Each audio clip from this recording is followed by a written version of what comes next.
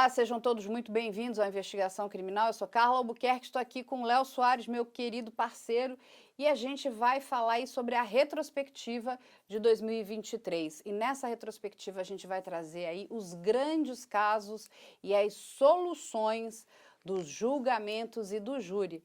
Eu acho que um dos casos que mais foi falado em 2023, inclusive já vinha desde 2022, é o caso da família Gonçalves.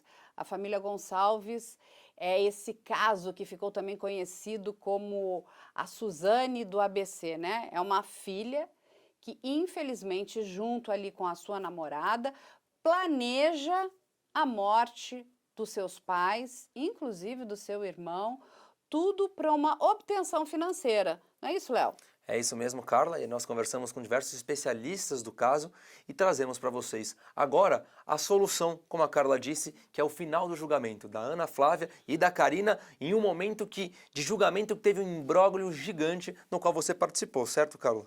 Exatamente, mas vamos ver aí um pedacinho, né, do julgamento, a gente tem imagens do julgamento e depois a gente volta aqui. Principalmente os termos serão vistos em frente ao procurador, já será prejudicial para a defesa do já será prejudicial para a defesa do eu também estudei, doutor. Eu também estudei, doutor. Eu também estudei, doutor. Eu também estudei, doutor.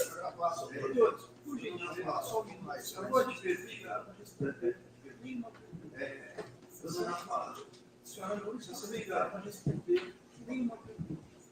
Tá certo? O senhor está com a palavra, seu critério. O senhor está com a palavra.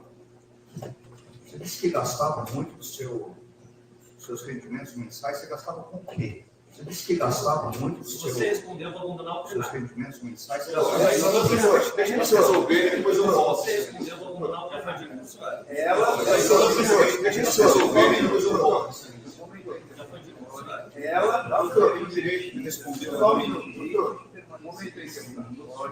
Ela já foi advertida, ela tem critério dela. Em momento algum ela disse certo, cara, seguinte. Minha excelência só que é meu direito como defensor escolher o melhor caminho para a defesa e a minha escolha é de que ela tem que fazer. Só que é meu direito. Se ela escolher por responder a pergunta, a minha escolha é de que ela Karina deu pelo penal, mas se ela escolher por responder a pergunta, a Karina deu pelo penal, a interessante não me defesa. A senhora não está obrigada a responder. Vai responder se você tem as perguntas. Vou fazer mais perguntas, excelência. Fazer só para constar aqui. O uso da maconha que você fazia, com qual frequência? Para constar aqui. O uso da maconha que você fazia, com qual foi a simulação do roubo na casa dos seus pais? Você falou da simulação do roubo na casa dos seus pais? Pela Karina, pelo João, Juliano, Guilherme. Essa simulação foi feita por você? Você se reuniu com Karina, Juliana, João, Guilherme, antes? Você se reuniu com Karina, Juliana? Você teve um relacionamento com a Ana Lúcia antes? Você teve um relacionamento com a Ana Lúcia? Então você traía por esse relacionamento? Então você traía a Karina? Você viu os corpos do seu pai e da sua mãe e do seu irmão sendo levados? Você viu os corpos do seu pai e da sua mãe e do seu irmão sendo levados para dentro do Jeep? No momento que você foi embora da casa, nós não entendemos muito bem. Você foi... Em que momento que você foi embora da casa? Nós não entendemos muito bem. Qual foi o momento exato que você foi embora da casa? Qual foi o momento exato que você sabia que foi embora da casa? Amava o Jeep, o corpo da sua mãe? Você sabia que o seu pai amava o Jeep, o seu irmão, o corpo da sua mãe? O seu pai? Você sabia que o irmão não? Eles atearam fogo no veículo? Você sabia que o seu pai, eles atearam fogo, estavam vivos no veículo? O seu pai, a sua mãe, o seu irmão? Doutor, não dê a resposta. O senhor faça a pergunta de forma objetiva e ela vai manifestar. O senhor faça a pergunta de forma objetiva e ela vai manifestar. Como vocês puderam ver, né, nós não tivemos ali a doutora Alessandra Girardi, que acompanhou o caso inteirinho. Ela era advogada de defesa do Juliano e do Jonathan. Eu, inclusive, entrevistei a avó dos meninos, no qual ela que vem e me conta, né, do planejamento da Ana Flávia e da Karina. Vamos ouvir o que a avó, né, a dona Terezinha, tem a falar sobre essa questão aí desse crime tão grave. Eu fiquei muito aborrecida o dia que o Jonas se entregou. Ele falou, isso aí não é para mim. Isso aí não é para mim. Aí eu fui, a polícia foi lá na casa da Eliana, não, da Aline. Aí a polícia pegou e falou assim, não, estava na casa do Átila, do irmão da Karina. Aí o menininho chegou lá e falou, vó, tem 2 homens chamando a senhora. Eu falei, ai meu Deus. Aí na hora que eu cheguei, ele falou, leva comida pro Johnny e leva roupa para ele. Aí eu falei, mas por quê? Aí ele falou, não, a senhora leva. Mas foi muito bom para mim. Levei roupa para eles, a Jumara fez comida, levou. Aí quando veio, ele veio vindo, oh meu Deus, mas meu Deus do céu, quando eu vi o Johnny, misericórdia. Eu não sei como eu não morri naquela hora, acho que eu não morro mais nunca. Aí, na hora que ele veio, ele falou, vó, pelo amor de Deus, olha o que aconteceu. Aí o delegado mesmo falou, como é que é? Quando uma pessoa ilude as pessoas a fazer aquilo, como é que fala? Né? Eles foram iludidos, eles foram levados... Manipulador, como é que é? Eles foram manipulados, é isso? Eu nem sei como é que é, eu nem sei falar esse negócio. Eles foram manipulados a fazer aquilo, é isso? A cometer o crime? O delegado falou assim, o Jonah não merecia isso não, a gente tá vendo que jeito que o moleque é. Mas quem que o delegado acha que manipulou eles a fazer isso? Foi a Karina ou a Ana Flávia? As duas. As duas. As duas, porque se uma não aceitasse, não ia ter isso aí. Mas quem que a senhora acredita que é a mandante desse crime? É a Ana Flávia ou a Karina? Agora, uma coisa, eu falo a verdade. As duas, porque se a Ana Flávia falasse, vou fazer isso, igual ela falou, a Karina não devia ter aceitado. Sim. Não é verdade? Sim, a Karina já era mãe, né? Não pensou, inclusive, nas filhinhas dela. Com quem estão as filhas da Karina? Está com a madrinha das meninas, uma madrinha. Está criando as meninas? Está criando. E as meninas sentem falta da mãe, dona Terezinha? Sente. A mais grande, a Ana Clara. Sente muito. As meninas sabem o que aconteceu? Não. Por que a mãe está presa? Não sabe, não. O estudo dela falou para mim, vó, é verdade que você vai ser... Mas não sei quem que falou para ela. É verdade que você vai falar da minha mãe? Eu falei, não. Falei, eu não estou sabendo disso, filha. Falei, a avó não está sabendo, a Bisa não está sabendo disso aí, não. Só falei para ela. É, porque é muito triste, né, dona Terezinha? São 3 netos da senhora. O Juliano, o Jonathan e a Karina. Os meninos tudo novo, agora fica... Tem que cumprir, né?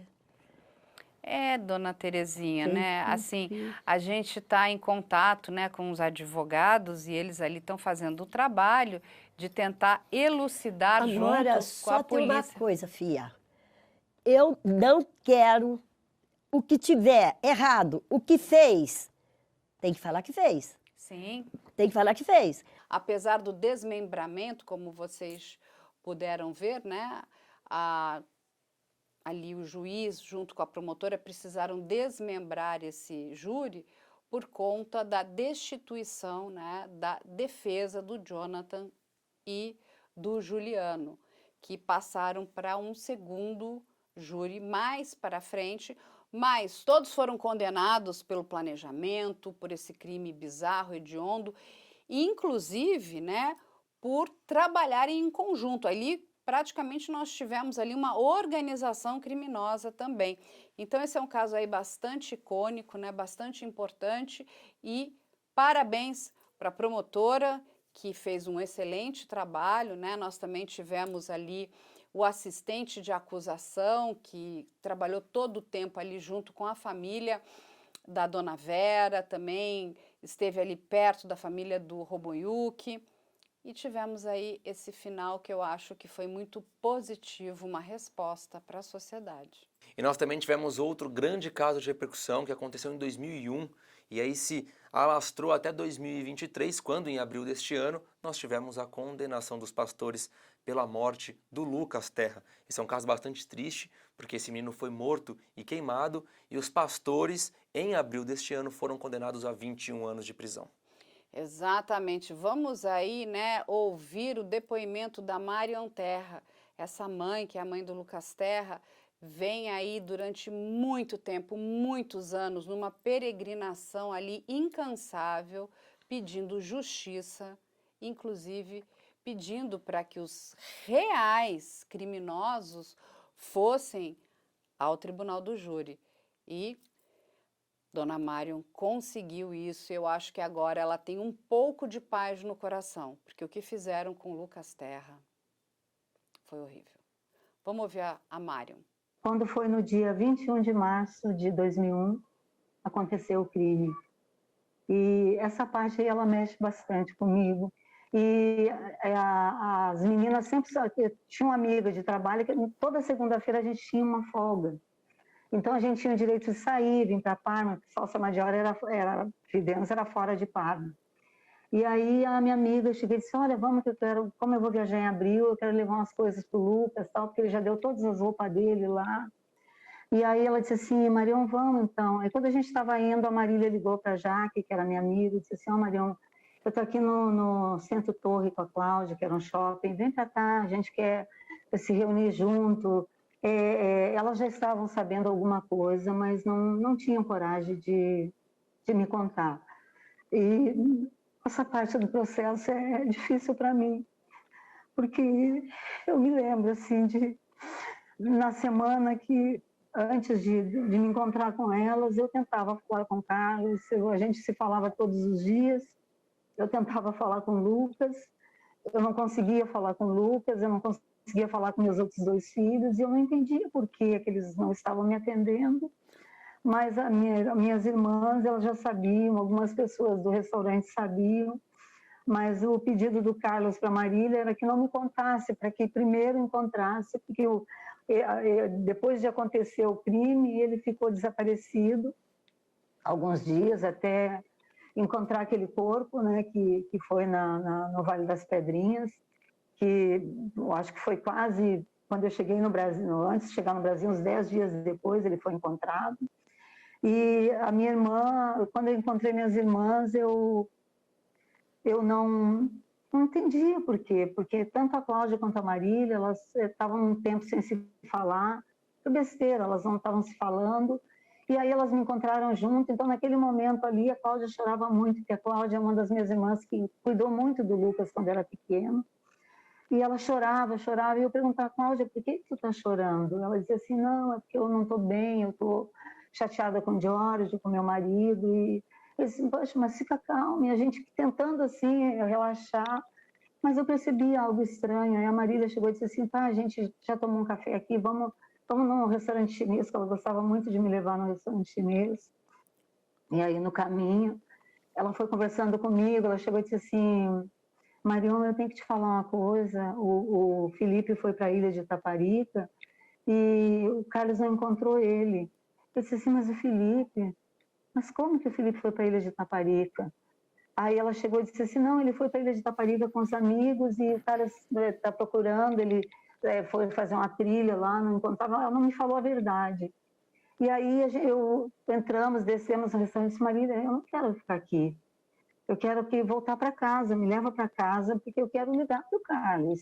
Eu quero saber o que está acontecendo, porque eu não consigo falar com ele há mais de uma semana. Então, quando nós chegamos no restaurante, eu disse, Marília, eu não quero ficar aqui, eu quero ir embora, porque tem alguma coisa errada. Porque o Carlos nunca ficou sem falar comigo, assim, a gente até, quando eu saí do Rio de Janeiro para vir para a Itália, nós combinamos de nos falar todos os dias, porque eu nunca tinha deixado meus filhos na responsabilidade deles sozinhos. Sempre que eu fazia alguma coisa, eu envolvia eles. Então, eles estavam sempre comigo.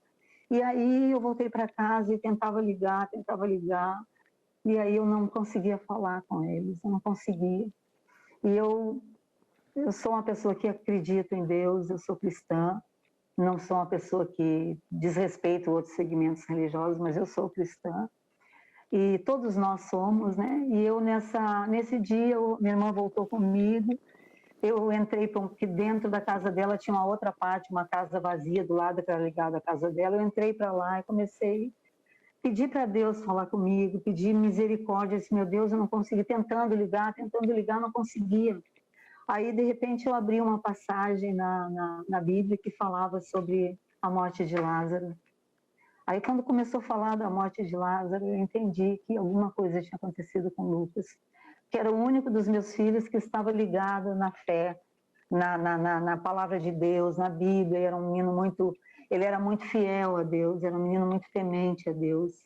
Ele tinha assim um zelo pela ele, tanto que ele muitas vezes até brincadeiras com os irmãos, ele sempre corrigia, parecia que ele era o mais velho dos irmãos, porque ele tinha uma mentalidade assim, uma cabeça muito avançada. Ele sempre falava para eles quando iam sair, diz, olha, se cuide, não ande em tal lugar, não se envolva com gente com drogas. Ele sempre falava isso. Aconteceu alguma coisa com o Lucas, porque eu não consigo falar com o Carlos. E eu comecei a gritar, saí correndo, ela saiu atrás de mim. Eu não conseguia enxergar nada na minha frente, porque eu só pensava assim, meu Deus, meu Luquinhas, não. E nesse momento, assim, eu entrei em um desespero tão grande. Aí eu comecei a ligar novamente, consegui falar com um amigo do Carlos, o Gervásio, um amigo onde ele estava hospedado. Ele disse assim, Marion, eu disse, Gervásio, o que está acontecendo? Eu já sei tudo. Aí ele chegou e disse assim, o Lucas está morto. Eu entrei no desespero, disse, meu Deus, mas o que aconteceu? O que aconteceu com ele? Por que o Carlos não fala comigo? E aí a minha irmã correu atrás de mim, me abraçou, me fez voltar para casa. Mas eu não conseguia imaginar assim como eu ia chegar no Brasil sem ver meu filho de novo. Faziam 4 meses que eu não via ele. Eu imediatamente voltei, foi uma das viagens mais longas da minha vida, mais difícil da minha vida foi a volta. Mas eu pensei assim que eu voltando para o Brasil, e eu estava esperando para ser enterrado. Faltava só ser enterrado. E aí eu disse, meu Deus, eles não me falaram que eu tinha sido queimado vivo, então eu vinha falando com minha irmã, poxa, Marília, eu quero abraçar ele. O que eu mais quero na minha vida é poder abraçar meu filho. E quando eu cheguei aqui, me deparei com a situação dele ter sido queimado vivo. E eu disse, meu Deus, por que fizeram com meu filho? E aí quando eu cheguei no aeroporto, nós chegamos em São Paulo primeiro, para depois ir para Salvador. Nós descemos em São Paulo, ali eu recebi atendimento médico, né, porque eu estava muito nervosa, calmante, para enfrentar uma outra viagem direto a Salvador. E aí eu disse, meu Deus, até agora não sabe se é ele, não tinha certeza se era ele, aquele corpo que havia encontrado, né, porque ele foi queimado vivo ele foi tirado da Igreja Universal, num carro da Igreja Universal. São 3 igrejas envolvidas, Pituba, Rio Vermelho e Santa Cruz. Ele foi tirado da igreja da Pituba e foi levado para o Rio Vermelho, onde houve cativeiro. Depois eles tinham um bingo na frente dessa igreja do Rio Vermelho, um antigo cinema, e eles cortaram a janela dos fundos e tiraram o corpo pelos fundos para queimar na Vasco da Gama. Então, eles tinham certeza que era um corpo que jamais seria reconhecido, porque ele só foi encontrado nesse terreno da Vasco da Gama 4 dias depois, porque eles procuravam, e eles queimaram e colocaram naquele terreno lá. Mas aí é que começou, de fato, a nossa luta, porque o corpo foi para a ML, eles não diziam que era o Lucas, porque um corpo carbonizado, ele incha. E aí não existia na época em Salvador, a medicina forense não era tão desenvolvida como hoje no Brasil, não existia DNA para um corpo carbonizado. Então, todo o corpo que era queimado vivo aqui na Bahia, eles mandavam para Coimbra, em Portugal. E aí eu e o Carlos, a minha irmã também, uma pessoa bastante ativa, disse, olha, Marion, vamos para a imprensa. nós começamos a chamar a atenção da imprensa, falamos com o primeiro jornalista até que fez a matéria aqui na Bahia, hoje nem está mais, foi do Jornal à Tarde, que nos deu assim um amparo muito grande para pedir, eu ia todo dia, eu ia para frente do ML e pedia atenção, exatamente o que está se passando hoje. Pedir atenção do governador, pedir atenção da polícia, pedir atenção de todo mundo para que fizessem o DNA, fizessem alguma coisa para que a gente, depois de perder o filho, para que a gente tivesse o direito, porque quando um filho morre, o luto da família, que fecha o luto ali naquele momento de desespero, da dor, é o sepultamento. Então, nós levamos 43 dias para sepultar. Nós tivemos que fazer, nós descobrimos que tinha um laboratório em São Paulo, que era o Leme, que hoje ele está na Bahia, ele veio para a Bahia na época do crime. 42 dias depois, nós conseguimos provar para o Estado, para que o Estado liberasse o corpo e nos desse o direito de tirar o Lucas dali e sepultar. Isso porque de tanta gente bater na imprensa, falar através da imprensa, pedir para os órgãos de responsáveis por isso aí, que liberasse o corpo para a gente sepultar, para que a família tivesse pelo menos um enterro decente para o filho. Aí nós conseguimos, o Leme vem em Salvador, inclusive a gente só conseguiu porque uma pessoa do Instituto Médico Legal chegou e disse assim, olha, vocês tirem o corpo daí, porque eles querem que os tecidos se perdam, os dados do Lucas, se deteriore e que não dê para provar mais que o Lucas é o Lucas. Tanto que nesse meio tempo, logo depois que eu cheguei em Salvador, veio uma advogada do Rio de Janeiro, que eu já conhecia na época que eu morei no Rio, fazendo de minha amiga. Marion, eu vou lá ver se dá para reconhecer, eu vou lá ver como é que ele está. E aí nós sepultamos o Lucas, 42 dias depois. E aí é que começou, de fato, o processo no início ali, os passos do processo. Mas eu acho que o caso do ano foi a revisão criminal do caso Evandro. Olha, se foi uma das coisas que eu mais esperei ao longo desse ano. Eu tive aí a oportunidade de conversar com todas essas pessoas antes da revisão criminal, enquanto, aquelas fitas de embrulhar o estômago foram descobertas. Parabéns para o doutor Antônio Figueiredo, advogado ali de todos eles. A revisão criminal foi aceita e eles são todos inocentes, não há mais o que se discutir. Eu tive a oportunidade de entrevistar a Celina Bage, a Beatriz Abage. Vamos escutar o que elas têm a dizer. Foi um dia muito feliz, muito importante, uma grande vitória da Justiça. Sem dúvida, né? É impossível. Quando nós saímos já do Fórum de Guaratuba, que a gente já tinha sido torturada, eu estava com o olho roxo. Eu estava toda marcada, urinada, evacuada, a mãe também. A imprensa não viu? É óbvio que viu. Eles só focalizavam o povo, agredindo, mas a gente, eles não focalizavam, só o rosto, assim, flashes. Mas a gente inteira, para mostrar a situação que a gente estava, deplorável, né? Uma filha de prefeito, uma esposa de prefeito, urinadas, evacuadas. Perante todo mundo, ninguém viu. Só os amigos que enxergaram. Os que não eram amigos também enxergaram, mas se calaram. Se calaram. E isso é muito triste, quando uma pessoa se cala vendo a outra sofrer. Deixa eu fazer uma pergunta aqui para vocês, até antes da gente entrar nessa questão da revisão criminal, que é muito importante, até porque vocês vão ser um marco muito importante em relação a esse quesito. Muito está sendo falado e a gente sabe que muitas injustiças acontecem. E as pessoas precisam procurar meios de se defender, inclusive. Agora, quando a gente para pensar no crime, a gente volta para 1993, hoje, friamente, e assim, vou perguntar para vocês duas, vocês já passaram, a Beatriz, inclusive, foi estudar direito, gente, para poder se defender, para tentar entender o que estava acontecendo na vida dela, o porquê que você acha que todo o sistema comprou essa história? Foi o que eu disse, que você disse também no início, pois no estado do Paraná haviam 28 casos de crianças desaparecidas. O secretário de Segurança da época estava caindo. Não havia nenhuma investigação. Eles precisavam dar uma solução para a sociedade. E a solução foi a mais fácil e mais simples possível para eles. Misturaram política, criança e religião.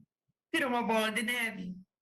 Então, a nossa briga a vida toda foi contra as instituições do Estado. Governo, Ministério Público, né, e Polícia Militar. Então, sempre foi uma briga muito grande, jurídica, claro, né, exatamente contra essas instituições, que fizeram parte. Elas fizeram parte, são os agentes estatais, todas essas pessoas, né? Então, a luta nossa foi enorme. E graças a Deus que hoje nós conseguimos, né? Depois de 31 anos e 131 dias. Bom, gente, vocês puderam acompanhar aí os grandes casos que nós tivemos a solução por parte da Justiça. E aí eu pergunto para você, Carla, o que esperar do ano de 2024? Então, eu acho que um dos casos que precisa ter um fechamento é o do Paulo Pavese. Esse caso também é estrondoso, é uma aberração. Esse menino foi morto para que seus órgãos fossem retirados para doação ilegal. O pai do Paulo Pavese se muda do Brasil, vive hoje fora do país, foi perseguido e, infelizmente, todos esses médicos seguem aí, né, soltos, apesar de já terem sido condenados em primeira instância, mas vão empurrando, empurrando. São essas as coisas que deixam as pessoas muito insatisfeitas no nosso país. Essa morosidade na resposta para esses crimes que são tão graves. Nós não estamos falando de um crime de pequena monta, nós estamos falando de crimes gravíssimos. E acho aqui, aposto aqui com você, também, Léo, que 2024 vai estar recheado aí de crimes virtuais. Nós vamos trazer muitos casos do Discord, vamos entender, né, o que o nosso legislativo vai fazer em relação a isso, se nós vamos continuar, né, dessa forma passiva, porque é isso que acontece, né, aonde as plataformas não são responsabilizadas por esses crimes absurdos. Vamos ter também aí para 2024, espero eu, o encerramento, a finalização do caso da Boate Kiss, que também teve um revés enorme em 2023, aonde aquelas pessoas todas foram condenadas, mas infelizmente o júri foi anulado, né, por questões técnicas processuais. Então vamos aguardar, porque esse júri está marcado agora para 2024 e vamos esperar para que aquelas famílias consigam ter um pouco de paz no coração. Então eu entendo que esses casos, vamos aí trazer, eu espero que Paulo Pavese seja resolvido, eu espero que Boate Kiss seja resolvido e eu espero também que nós tenhamos uma resposta bastante efetiva para esses crimes das plataformas digitais. É isso, Lá. Então vamos nos despedir hoje aqui dessa nossa querida audiência que a gente gosta tanto. Estaremos em 2024 com todos vocês, nos aguardem. Vamos trazer aí muitas novidades, novos quadros. O Léo está entrevistando muita gente, muitos casos novos, muita coisa boa chegando, novidades no podcast, novidades no IC Séries. Vem muita coisa por aí. Não é isso, Léo? É isso mesmo, agradecer a todos vocês pela companhia no ano de 2023 e avisá-los que em 2024 tem muito conteúdo de boa produção e conteúdos importantes e exclusivos do canal Operação Policial. Nos vemos em 2024. É isso aí, gente. Então não deixe de nos acompanhar nas nossas redes sociais. Quem quiser enviar, né, informações, tiver dúvidas, é só entrar com no nosso canal, né, de contato, que é op@medialento.com.br. E quem quiser enviar denúncia também, é só agora fazer através do nosso Telegram. Então é isso. A gente espera vocês em 2024, com muitas novidades. Obrigada, Léo. Obrigado a você, Carla. Um beijo a todos.